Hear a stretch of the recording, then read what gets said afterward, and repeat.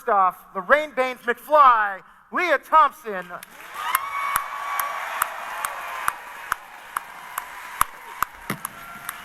Hi. Hi. Woohoo! Wow.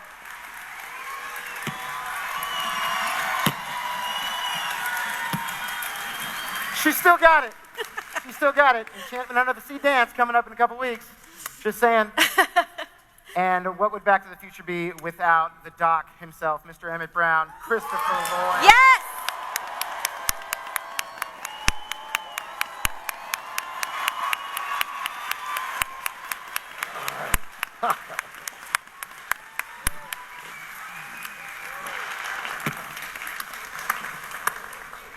And of course, here to help me generate 1.21 gigawatts of power, Marty McFly himself, Michael J. Fox. Good morning, Miss. I want to sit in the middle. Good. Where are we sitting? Sit over there! You sit there. Sitting all the way down there? Hi, everybody. This is exciting. This is cool. Well, we have made it back to 2015 as past. We finally got there. The future is now 2016.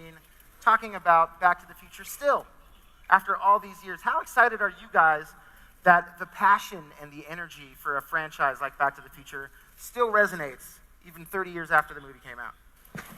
It's crazy, huh? Yeah, it's amazing.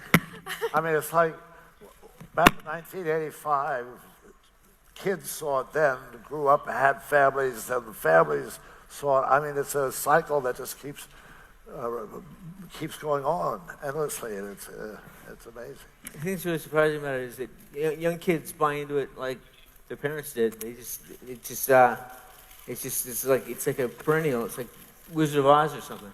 When I was a kid, I used to play Wizard of Oz every year, once a year on TV, and I used to watch it.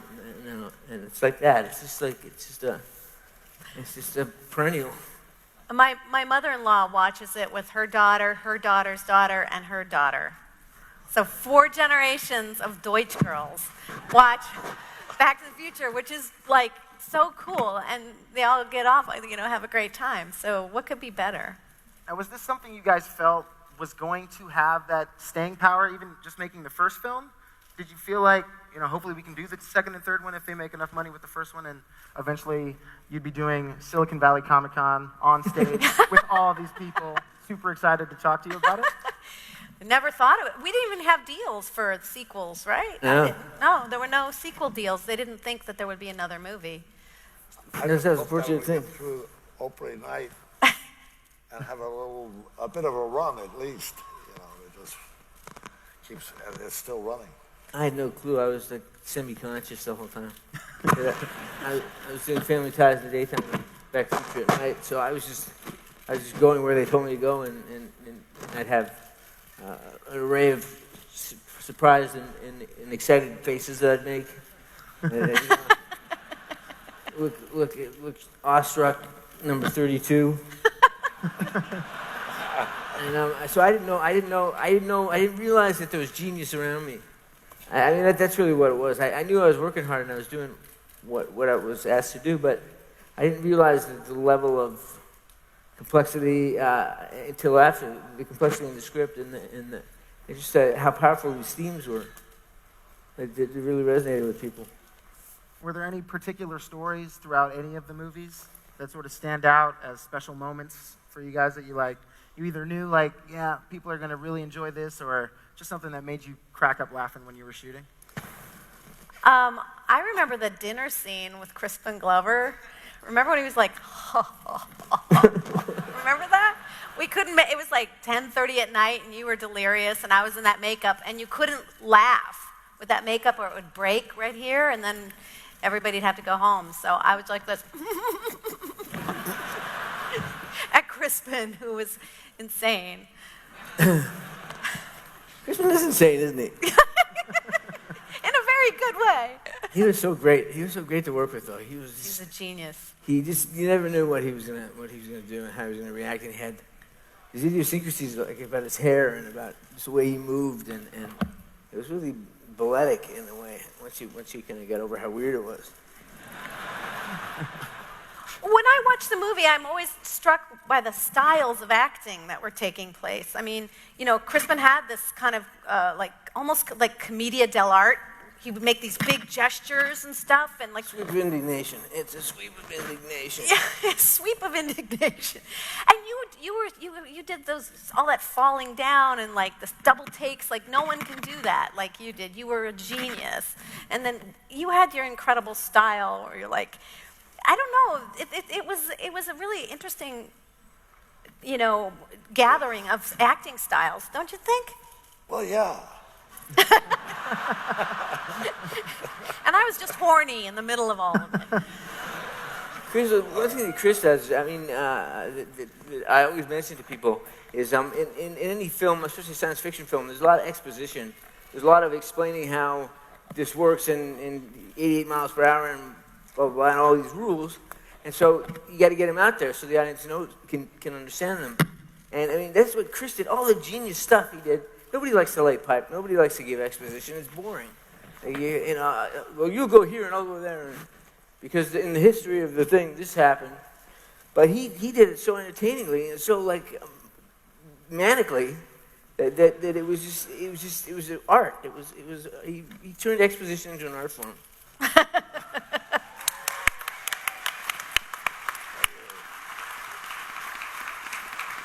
Well, Bob Gale, you know, I mean, his writing just fit. It just worked. It was so easy, you know, to get into it.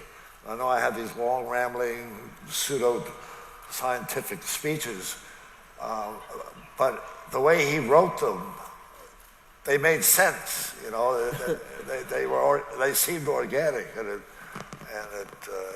made it work. Was there anything from Back to the Future 2 specifically where you guys came to October 2015, and did you feel like any of the stuff that had come true that you guys predicted way back then? I mean, I bet on the Cubs to win the World Series last year because I didn't want to be the guy who didn't after Back to the Future 2 told me to. And then they made it to the playoffs, and I thought I was going to win. I did not. Damn it. But was there anything, did you guys, you know, when you're predicting stuff like that, and to see some of it actually come true, did you feel like you might have had a hand in making some of that happen? You feel a sense of force in the future? I just know that the movie predicted my receding hairline. Marty McFly had the same receding hairline as that. They did predict the future. There's a bunch of people wearing those hats Yep. and that orange some outfit. hoverboards. So they predicted the future, clearly. Even with the makeup, you know, the makeup that they put on you guys to make you look a little bit older, they might pretty spot on from what you guys ended up looking like right now as we speak. Would you say? I mean, right? Still very youthful. Still feel like I'm back in the 80s. Doesn't look like you guys have aged at all. I don't talk like that, though. I don't go, Marty. I don't.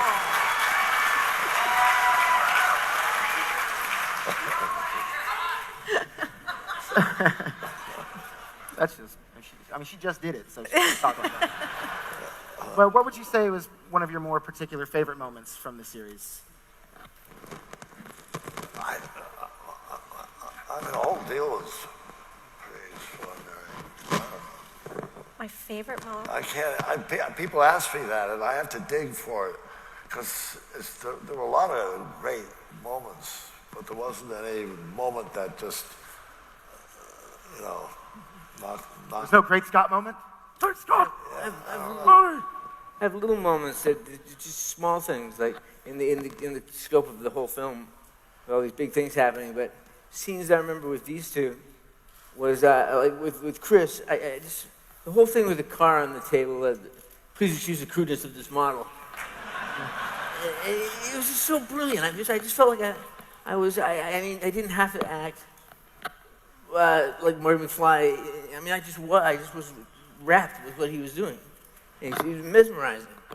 So good. And when we did the scene where I wake up in your bedroom, that was when I knew I was on a weird movie.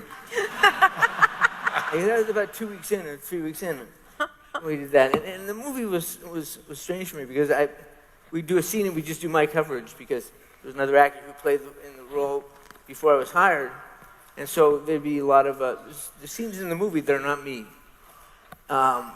but that was the first scene that really that we really got to do something in.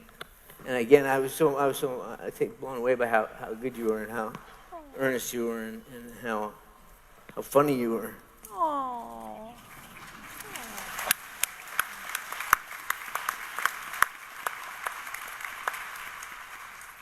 Yeah, that there were so many great moments, and we spent a year and a half together. I mean, it was really a year and a half between all three movies. And so with, and then how much time in between the movies? Was it like 5 years? Was it really that long? Yeah, we did it in 84, 85. So we released in 85, and then we did the other one in 89 and 90. Whoa, so that was a long period to spend together. And I remember when we got together to watch Back to the Future 1 before we did Back to the Future 2. And it was so cool to just see what we had accomplished and then get to do more of that. It was just such a gift.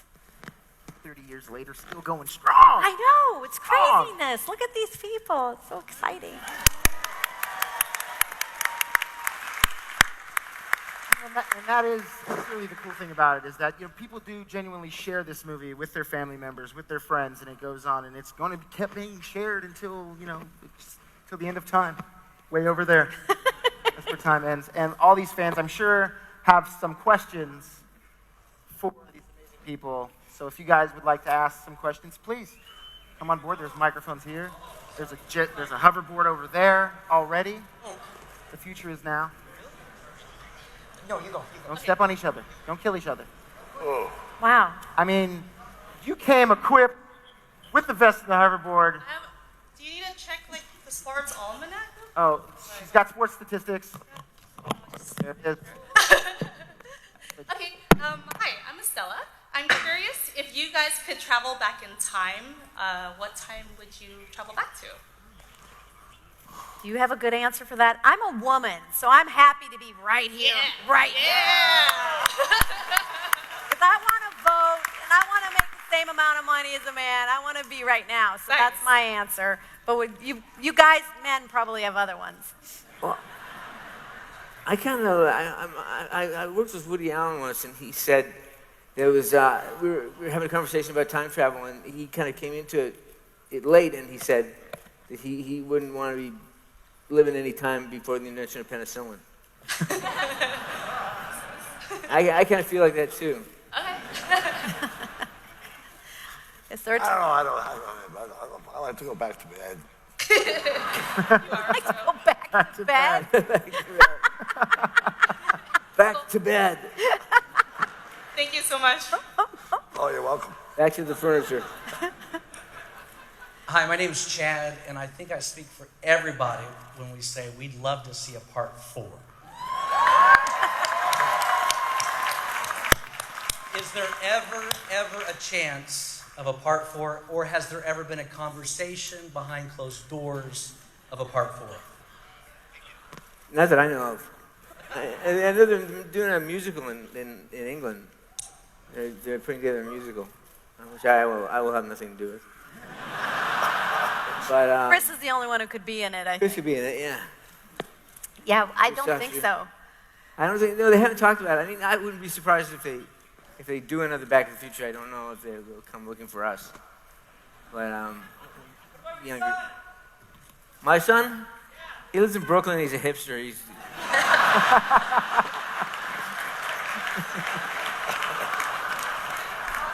He's working on an app. Anybody here working on an app? App to the future? That sounds brilliant.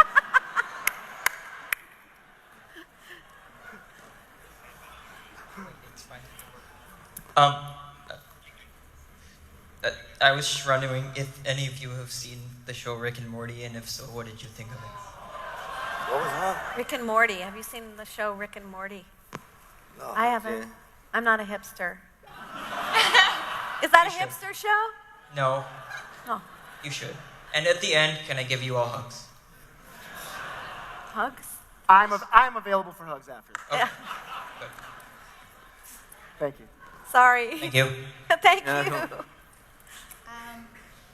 Hi. Hi. Marty McFly is a 17-year-old high school student and whose best friend is a disgraced nuclear physicist, and they never explain that. So do any of you have some theories of how they met? It's like Batman and Robin. Don't ask. It's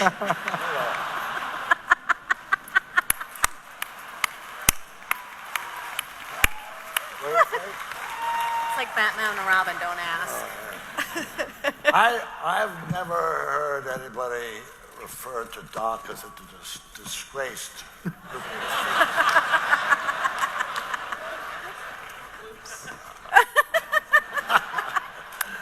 You're well accomplished. That's so funny. But, what the hell? I always kind of figured he was a teacher of his, and they just had interest beyond the classroom. I don't know. Broke back to the future.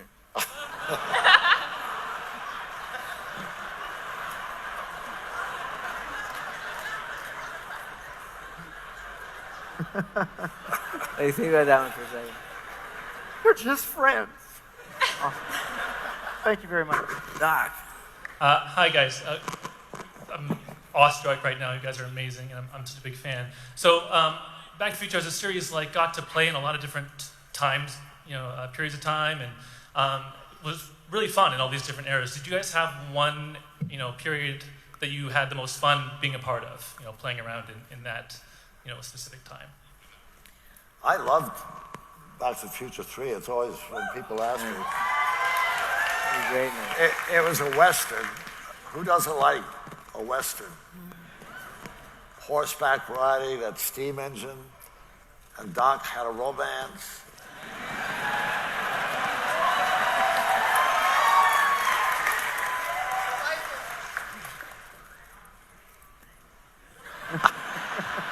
Perfect. I always thought it was magic. I mean, one of the great things about making a movie is when you get to, the courthouse square where they changed it all the time. It was always such a magical moment when we would, round that corner for rehearsal and see that they'd completely changed it. Yeah. Or when I walked into the dance, the Enchantment Under the Sea dance, and it was all these people dressed up like the 50s. It was so amazing to me. My favorite was the 50s. I love that. I love the wardrobe. I love the baggy pants and the two-tone shoes, and I love the Johnny B. Good stuff. And you look so pretty in that dress. Pink dress. Yeah. It's just like all taffeta and like just all fuzzy and nostalgic. What's weird is my daughter is working with that same costume designer right now. The same one, Deborah Scott, is designing her dress, which I think is so cool. Thank you. She should be a hipster. Thank you. Hi. I was wondering what you think made Back to the Future so successful as compared to some of the other sci-fi films. I don't know. Well, I think imagining yourself in another time in the past or another time in the future is kind of a universal sort of fantasy that everybody has. You wish that you could be in the future somewhere, or you wish you could be in the past to see. So I think it certainly appeals to that kind of very human wish. It was a perfectly crafted screenplay, too. I mean, Yeah. Look at the screenplay, it's perfectly... And everyone's fascinated with their parents and what their parents were like. I mean, that's how the story started in Bob Gale's mind. Apparently, he saw a picture of his dad in a yearbook and wondered what it would be like to meet him, when he was that age. And the idea that we all start out with the same dreams no matter how old we get. We were young and had dreams and wanted to pick up their own son and things like that. But I think also the thing about the movie as a movie, as an entity unto itself, it was purity of motive. They weren't looking to do a franchise. They weren't looking to do any big thing. They just wanted to make this movie. They wanted to make it like any other movie or in the style of something else or something that reminded you of another series of franchise movies. They just wanted to make this movie. And it was so pure, their intention and their effort. that they created something really special and it kind of took on a life of its own. Thank you. Hi guys, I tried dressing like Marty, but I didn't have the orange or red vest. I tried. So how has the success of the film had an impact on your lives? It completely changed my life. It was amazing. I was doing a TV show, and people go. People would go, come up to me and say, "You're on that TV show, right?" And I say, "Yeah." And they say, "Oh, that's cool." And I did Back to the Future. They're like, "Oh my God, you're in Back to the Future!" I had to really reset everything to deal with a new reality. But it was. I'm so proud of the part I played in that film. But I'm really aware of how many other people did amazing work to support, not to support, but to blanket my contribution in a lot of talent and a lot of effort. And so it was an amazing experience. And also, which film do you prefer, Back to the Future 2 or Back to the Future 3? Well, I like 2 a lot. I like 3 too, but everybody likes Once Upon a Time and everybody likes to live happily ever after, but they get sticky on the middle part. And that's what Back to the Future 2 is. It's the middle part. It's not meant to be digested alone. You take it with all 3, so I think it's kind of misunderstood. But I agree with Chris. I mean, seeing him in Back to the Future 3, he was amazing. He was so great. Thank you so much, guys. Love you.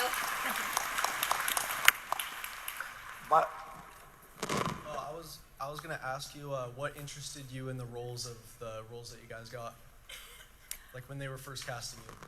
When I read the part, I was just, this is the greatest part ever. I was so excited. And for some reasons, sometimes things just click.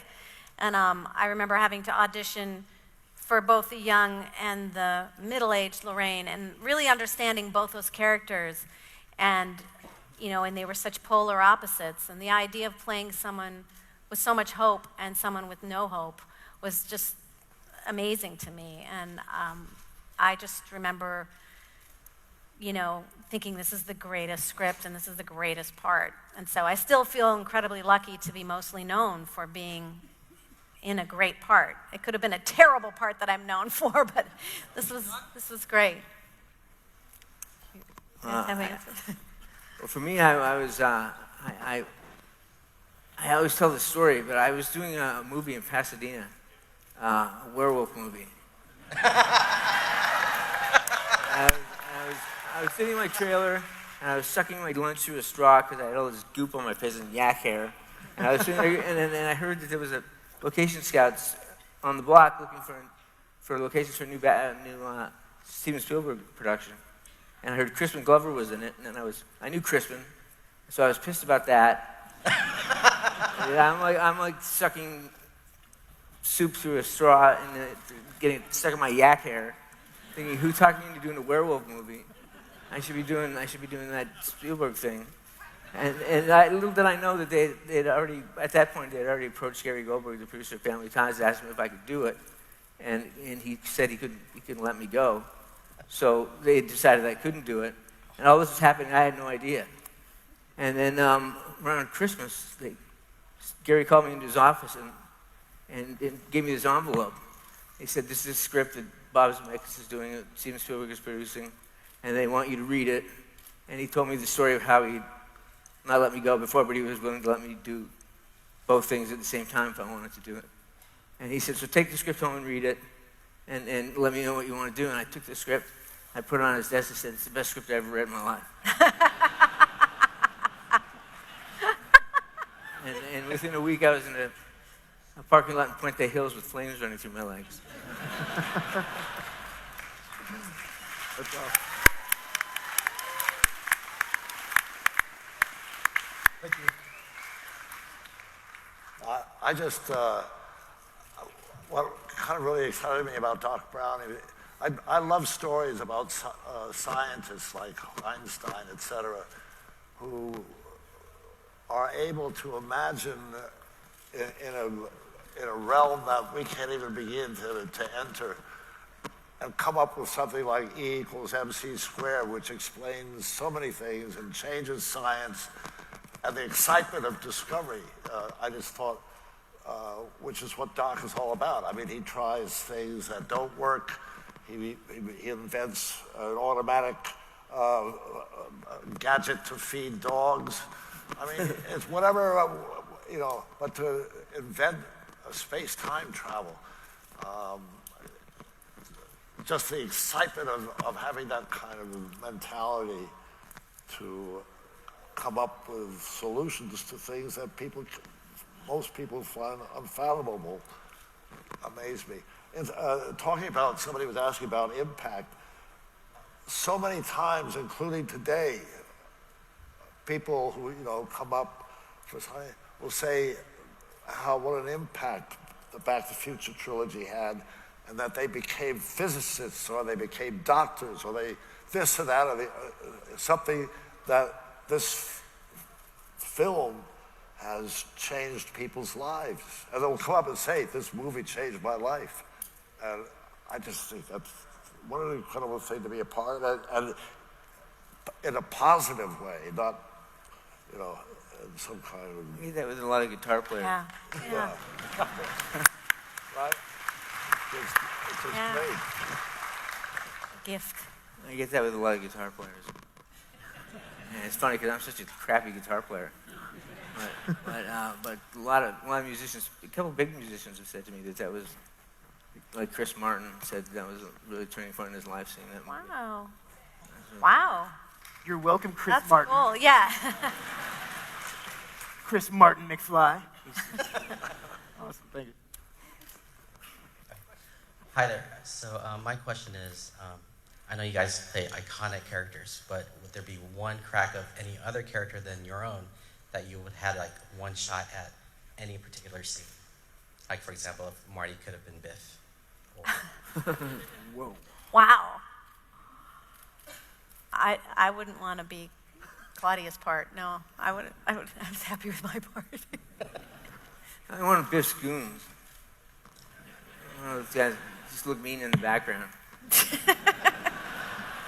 Billy Zane, man. Billy Zane, man. For some 3D glasses. Billy Zane, he was go magic. Now, who's J.J. Cohen was the magic? Oh, yeah. Toothpick. Yeah. Would you want to play a different part? Did you want to play my part? You wouldn't look good in that pink dress. What the hell? Yeah. Give it a shot. Well, that's one of the things about the movie. It really was really, really well cast. I mean, sometimes things can go really awry. I mean, second time it was really well cast. But first time it was well cast. Yeah. But I mean, it's hard. Sometimes, things that everyone's part, they don't click. And this one seemed to click really well. Thank you very much. Thanks. Mr. Fox, loved you in Curb Your Enthusiasm with Larry David. Hey. When you make jokes about the disabled, it's always an area where it's kind of touchy. You don't really want to go there, or how far you want to go. When you got the script, was that something that you said, oh, you better tone it down a little bit, or did you give them encouragement to say, yeah, let's take it further? Yeah, I think, because one thing that I noticed since I've been kind of a member of the disabled community is that like anytime, for a long time, anytime you saw a disabled person on TV, you'd hear soft piano music in the background, and people would be whispering in tones of, oh, he has this and he has that, and tinkle, tinkle, tinkle, tinkle. And I'd say disabled people can be jerks, they can be human beings, they can be people you argue with, they can be people that you interact with every day, that it's important to normalize, the aspects of their life that are unchanged. That they have to pay taxes, they have to go through life, go grocery shopping, do whatever they have to do. And so to make them saints or project some stuff onto them is not helpful.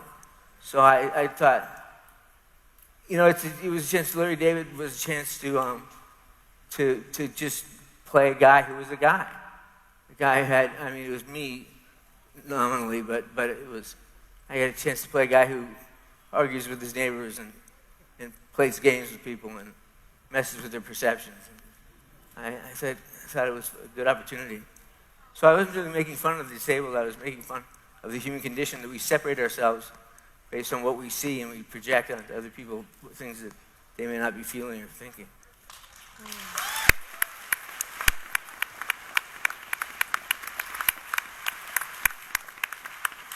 I'm a person with a disability also, and so my question is, did you ask them or say, hey, let's take it further? Or did you say, oh, you're going a little bit too far? Oh, we just improvise.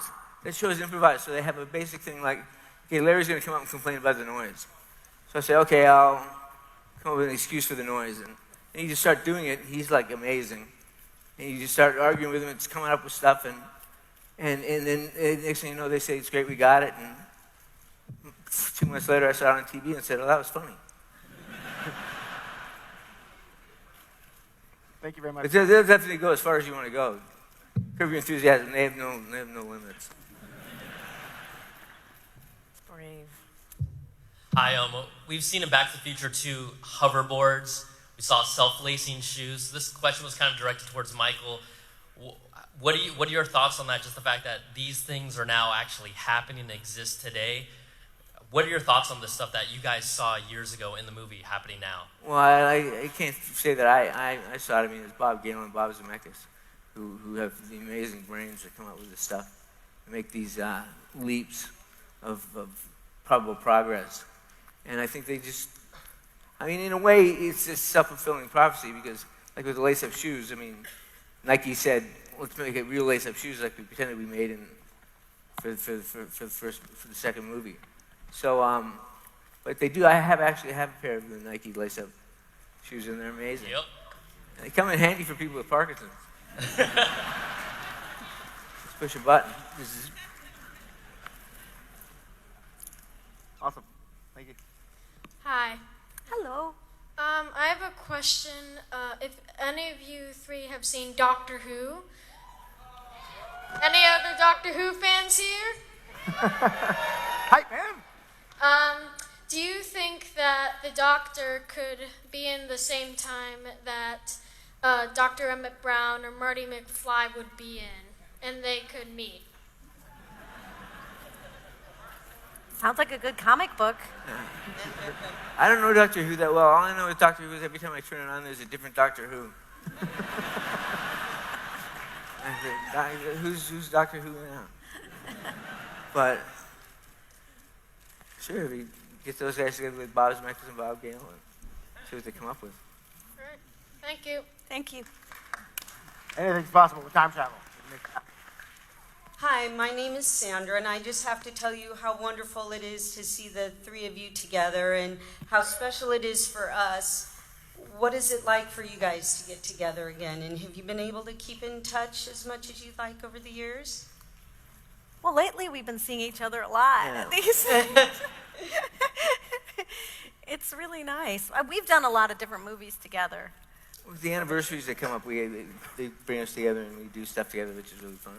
But I think I'd like to have stayed in closer touch over the years. But whenever we see each other, the three of us, and extended cast beyond that, it's great. It's like she looks 23 to me.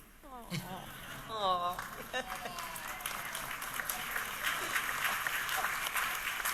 And then my second question is for Michael. I was probably about 15 and I wrote you a fan mail and sent you a picture.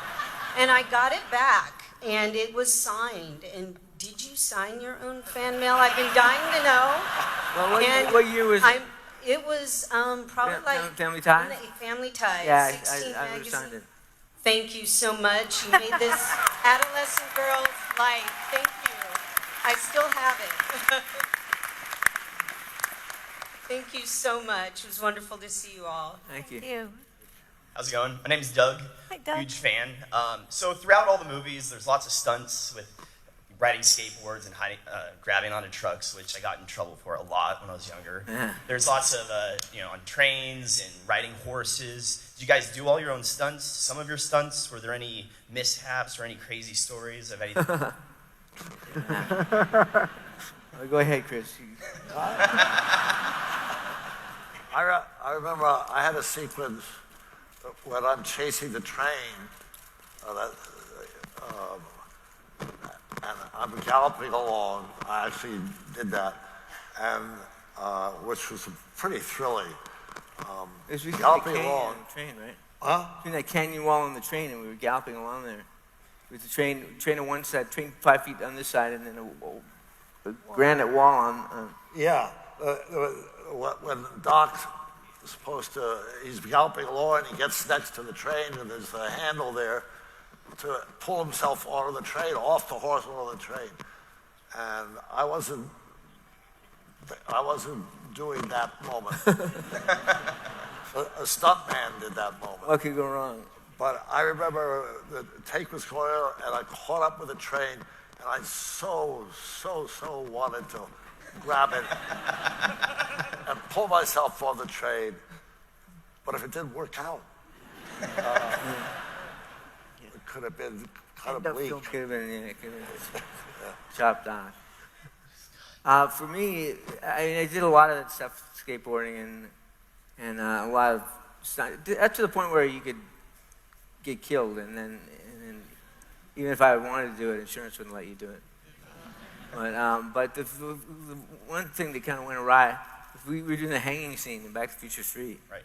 And I had this thing with Bob whenever I'd do a take, and I wasn't happy with it. I'd say, okay, forget that. Now you're going to see some acting. We'll do it.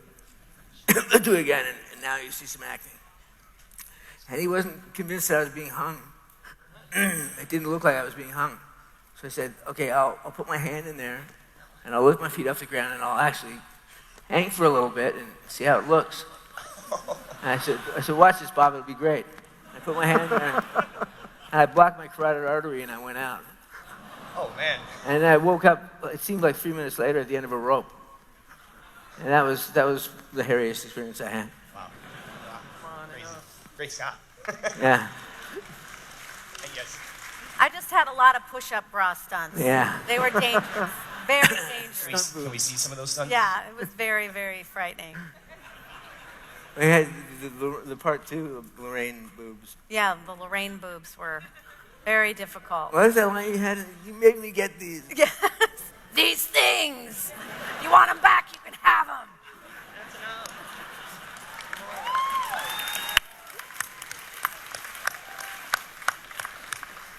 The Boy Wonder has a question. Yes. I have 4 questions for Christopher Lloyd.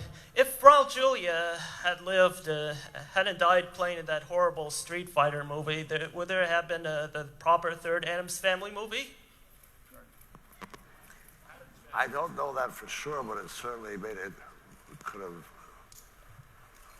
I don't know what to say to that. It's an odd question. I mean, not counting Addams Family Reunion. I don't know whether they were going to do another sequel to that or not, but I'm sure if Raul was around, he would have done it. Cool.